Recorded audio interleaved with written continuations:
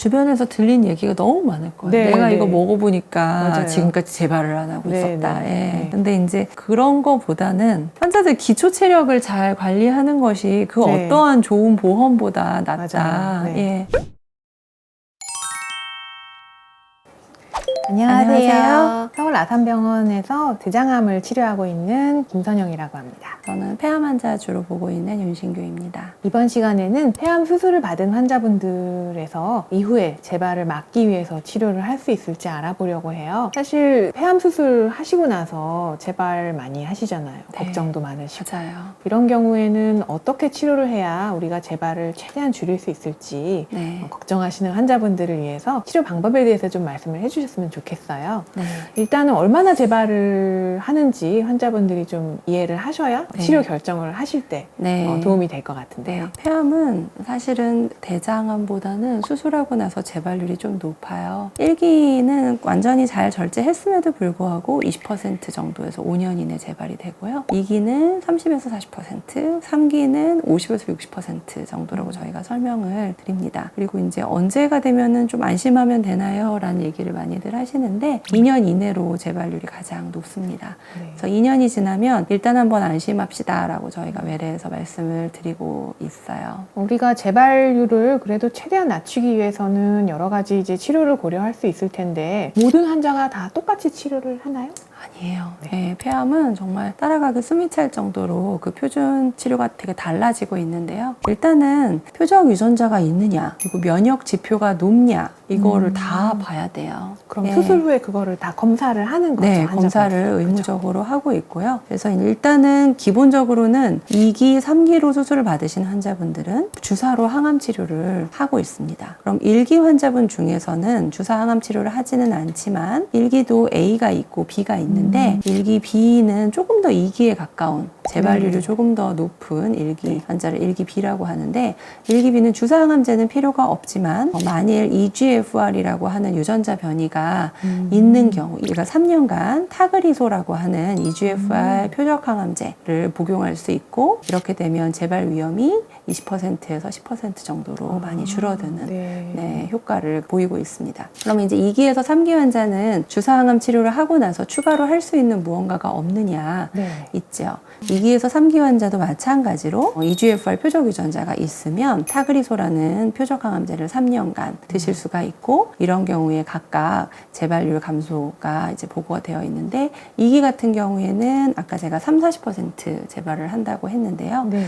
타그리소를 3년 잘 완료해서 복용을 하셨을 경우에는 한 30-40%가 15에서 20%로 네, 줄어드는 효과가 있고 3기 같은 경우에도 3년간 타그리소를 잘 복용했을 때 50에서 60% 정도 되는 재발 위험이 한 20에서 25% 정도로 줄어들기 때문에 많은 환자분들에게 특히 이제 3기는 재발이 될까 저희가 이제 수술하고 나서도 네, 염려를 많이 걱정이 하거든요. 되죠. 그런 경우에는 타그리소를 보조적으로 재발 예방 목적으로 드시는 거 권유를 드리는데요. 사실 이 포인트에 상당한 어려움이 있어요. 보험이 안 된다는 건데요. 한 달을 드시는데 사실 약가 자체는 한 700여만 원 정도가 되고 여러 환급 프로그램을 이제 통해서 약가를 환급을 받아도 실제 환자분이 부담하셔야 하는 금액이 한 450여만 원 정도 들어요. 한 달에 450만 원이라는 돈은 아주 큰 돈이죠. 그리고 실제 결제해야 하는 금액이 한 700여만 원 정도 먼저 그만큼 내고 네, 돌려받는 거죠. 형태로 이제 네. 되는데 사실 진료실에서 치료 약제비 이야기를 하는 것도 사실 저로서도 참 불편하고 불편하시겠어요.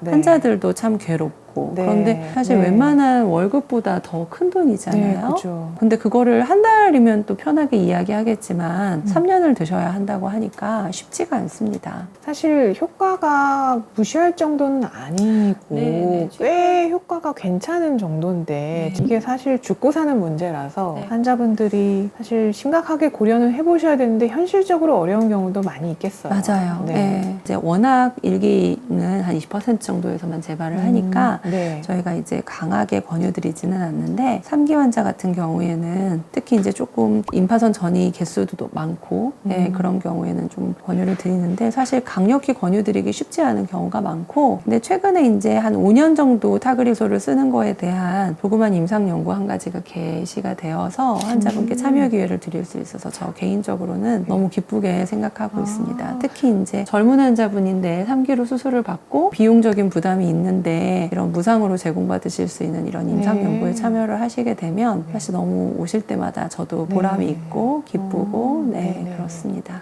그런 기회를 환자분들이 잘 찾으실 수 있도록 좀 도와드려야 되겠네요. 그죠? 네, 네. 그리고 이제 또 임상 연구라는 게 항상 또 자리가 있다가도 없어지고 네, 하기 맞아요. 때문에 네. 시기적절하게 환자분들께 잘 안내를 해드릴 수 있는 기회가 좀 있으면 좋을 것 같아요. 그리고 또 2기에서 3기 같은 경우에는 나는 면역 지표가 높다 이런 분들이 또 계세요. 면역 지표 PD-L1 특히 SP263이라는 염색약으로 염색을 한 면역 지표 발현율이 50% 이상인 경우 꽤 높지요. 네. 예, 이런 경우에는 주사항암 치료를 모두 다 하고 나서 1년간 면역항암제 그 중에서 티센트릭이라는 이름을 가지고 있는 면역항암제를 3주 간격으로 1년간 주사를 맞게 됩니다. 예, 주사 시간은 한 30분 정도라 길진 않은데 1년간 추가 치료를 해야 하고 만일 1년 추가 치료를 했을 때 5년 생존율 면에서 이제 20% 정도의 이득을 얻을 수 있기 때문에 마찬가지로 3기 환자들에게는 저희가 좀 권유를 드리고 있어요. 이것도 근데 보험이 안 되죠. 되고 있고 네. 여러 가지로 어려운데 그래도 1년을 모두 치료했을 때 약가가 한 3천여만 원 정도인데 물론 적은 돈이 아니지요. 네. 예, 아닌데 타그리소보다는 그래도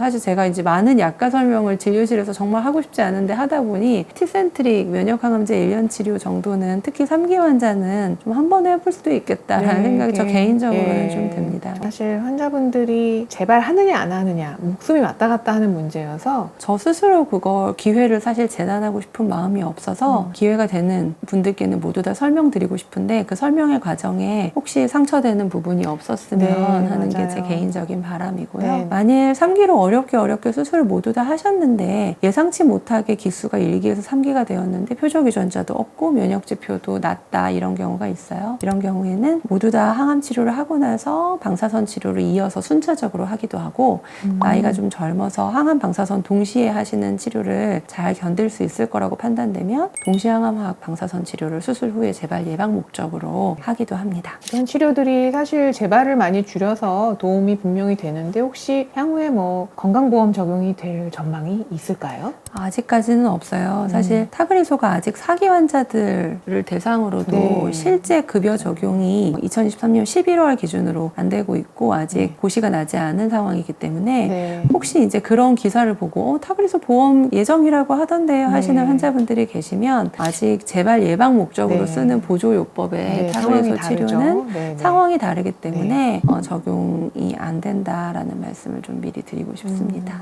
경제적으로 좀 부담이 되긴 하지만 그래도 환자분들께 드릴 수 있는 그런 치료 옵션이 많아진 거는 사실 다행한 일이기는 해요. 근데 전부 다 이제 열심히 받았는데 그래도 재발할 수 있잖아요. 네. 또 치료 과정이 또 힘들기도 하고 그런 경우에는 환자분들이 치료 다 했는데 이제 어떻게 해야 또 재발 위험을 낮출 수 있을까요? 뭐 제가 뭘 해야 되나요? 내가 할 수 있는 거에 대해서 궁금해하시는 분들이 많이 있는데 맞아요. 그런 분들 위해서 선생님께서 좀 드릴 수 있는 말씀이 어떤 것들이 있을까요? 주변에서 들린 얘기가 너무 많을 거예요. 네, 내가 네. 이거 먹어보니까 맞아요. 지금까지 재발을 안 하고 네, 있었다. 네, 예.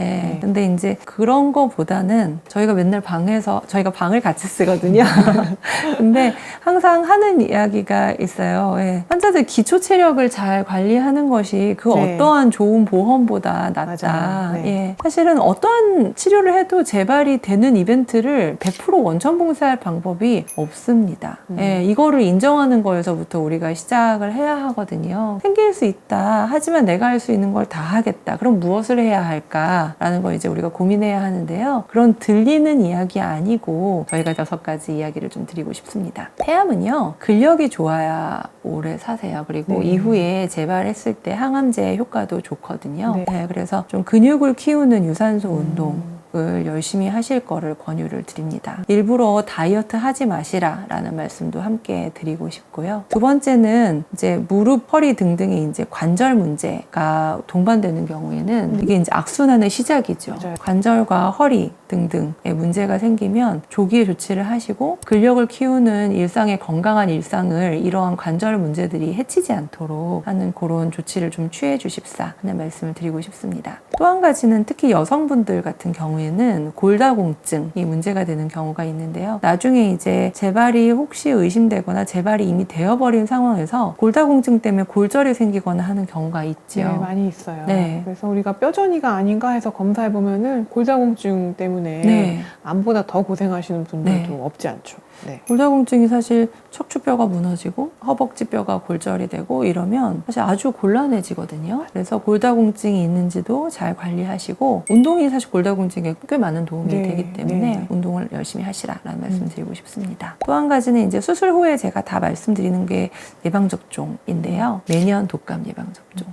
네, 그리고 폐렴, 폐구균 예방접종, 그리고 50세 이상의 환자분들께는 대상포진 예방접종. 요거는 사실 가이드라인에도 나와 있는 이야기인데 네. 우리가 너무 항암 치료에 집중하다 보면 간과하기가 쉬워요. 컨디션 좋은 날 가까운 내과에서 좋은 보약을 맞는다라는 느낌으로 그 세 가지 예방접종은 꼭 챙겨서 하셨으면 좋겠습니다. 폐가 일부 없고 폐 기능이 좀 감소되어 있는 상황이기 때문에 사실 남들은 그냥 지나갈 폐렴도 나에게는 되게 크게 네. 다가와서 입원하지 않아도 될 걸 입원해야 되고 산소도 좀 써야 되고 그리고 중증 폐렴으로 이어질 수 있거든요. 그래서 예방접종을 좀 챙겨주셨으면 좋겠고요. 항암제 하다 보면은 뭐 임플란트 치과 치료가 발목을 잡는 경우가 맞아요. 너무 많아요. 네. 이빨이 맞아요. 망가지면은 잇몸이 망가지면은 모든 게 다 이제 힘들어지기 때문에 네. 미리미리 네, 준비하셔야 맞아요. 되는 거죠. 네, 그래서 그냥 스케일링 하시는 거 그리고 충치 관리하시는 거 이런 게 별게 아니지만 사실 뭐 오복 중에 하나인 이유를 저는 요즘 진료실에서 매일매일 느끼고 있습니다. 항암 치료에서 식사 잘 하셔야 하는데 임플란트를 해야 되거나 아니면 이빨이 안 좋아져서 이제 식사를 못 하시거나 이런 경우가 너무너무 흔하게 있거든요. 네, 그래서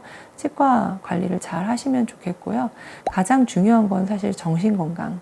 인데요. 간혹은 이제 재발에 대한 두려움이나 암 수술 받고 항암 치료 한 거 자체가 이제 환자의 일상을 완전히 어그러뜨려서 이후에 도저히 일상을 이어가지 못하시는 경우들이 있어요. 네. 그냥 건강한 일상을 잘 이어가시는 게 암 수술 받고 항암 치료 한 거의 목표다라는 걸 잊지 않으셨으면 좋겠어요. 필요하면은 정신과 진료도 보시는 네. 게 도움이 되죠. 네. 그리고 보건소에도 뭐 정신건강 관련한 부서들이 있어서 네. 뭐 생각보다 쉽게 도움 받으실 수 있으니까 네. 많이 이용해 보시면 좋을 것 같아요. 선생님 혹시 예방접종 관련해서 요새 파상풍 예방접종 많이 물어보시지 않나요?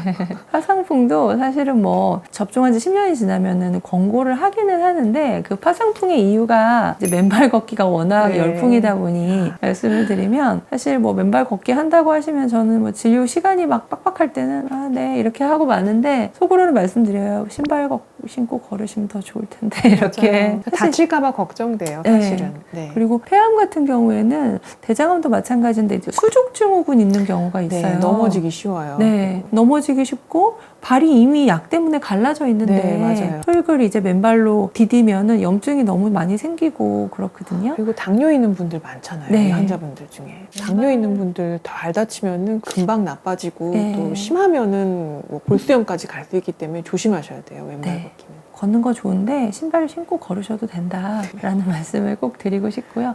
가장 중요한 거는 금연입니다. 예, 사실 너무 믿고 저희가 이제 보기 때문에 금연 이야기를 따로 하지는 않는데 제가 이제 마스크를 쓰고 아직은 진료를 하지만 아주 저희 집에서 인정하는 인감한 코를 가지고 있는데 담배를 태우시는 분이 분명히 계십니다. 근데 이제 나머지 폐도 2차적으로 폐암이 생기지 말라는 보장이 없고요. 폐 기능이 떨어지면 그 나중에 어떤 일이 있어도 어떠한 치료도 받을 수가 없는 상황으로 이어져 버리기 때문에 금연은 정말 꼭 절대적으로 지켜주셔야 되는 기본 중에 기본이라는 말씀을 꼭 드리고 싶습니다. 이번 영상에서 환자분들이 수술 후에 어떻게 건강관리 하실지 많은 정보를 얻으셨을 텐데요. 오늘 영상이 도움이 되셨다면 구독과 좋아요, 알림 설정 부탁드리겠습니다. 감사합니다. 감사합니다.